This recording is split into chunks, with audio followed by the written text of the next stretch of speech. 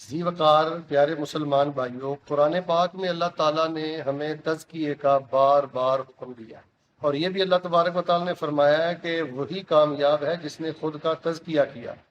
اور رسول اللہ صلی اللہ علیہ وسلم کی آمد کا اللہ تعالیٰ نے قرآن پاک میں جہاں ذکر کیا ہے، اس میں اللہ تعالیٰ نے کھلے الفاظ میں کہا ہے کہ آپ کی آمد کا مقصد ہی یہی ہے کہ آپ لوگوں کا تزکیہ کرتے ہیں۔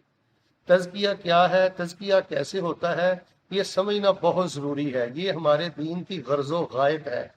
تو تزکیہ کے لیے دو چیزیں ضروری ہیں، یہ آپ اچھی طرح سمجھ لیں۔ ایک ہے تخلیہ اور ایک ہے تحلیہ۔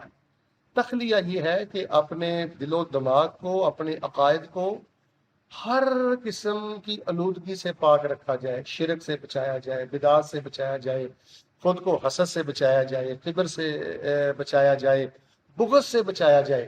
جس بندے کے دل میں بغض ہے، کبر ہے، حسد ہے، عقیدے میں شرک ہے، بدعات ہیں، اس بندے کا تخلیہ نہیں ہے۔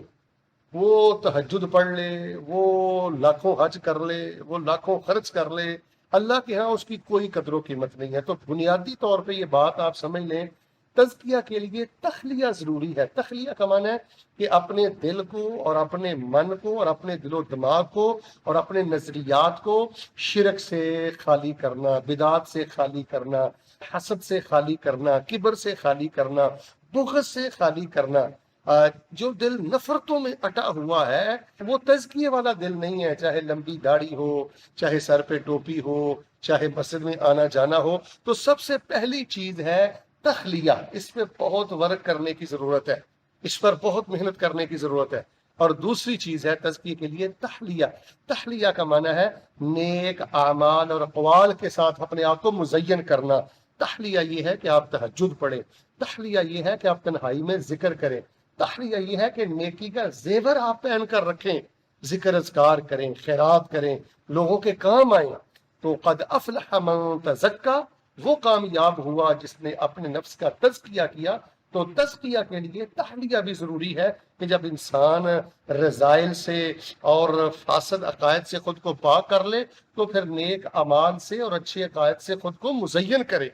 تو تزکیہ کے لیے دو چیزیں ضروری ہیں، ایک ہے تخلیہ اور ایک ہے تحلیہ۔ اور یہی قرآن کے 30 پاروں کا مقصد ہے، یہی رسول اللہ کی آمد کا مقصد ہے۔ جس انسان نے ان رذائل سے تخلیہ نہیں کیا اور نیک اعمال سے خود کو مزین نہیں کیا، تحلیہ نہیں کیا، اس انسان کو تزکیہ حاصل نہیں ہوا۔ اللہ کے رسول علیہ السلام ایک دعا کرتے تھے، تہجد میں کرتے تھے، یہ آپ بھی کیا کریں۔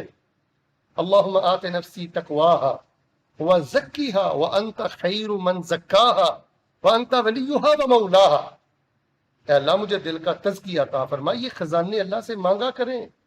اللہ کی قسم 70 سال کے بوڑھے ہیں، بظاہر دین دار ہیں، دین کے ٹھیکے دار ہیں، لیکن شرک میں ہیں، بدعات میں ہیں، حسد میں ہیں، کبر میں ہیں، بغض میں ہیں، قطع رحمی میں ہیں، رذائل میں اٹے ہوئے ہیں۔ وہ تخلیہ کر ہی نہیں سکے اپنی ذات کا، خود کو برائیوں سے بچا ہی نہیں سکے۔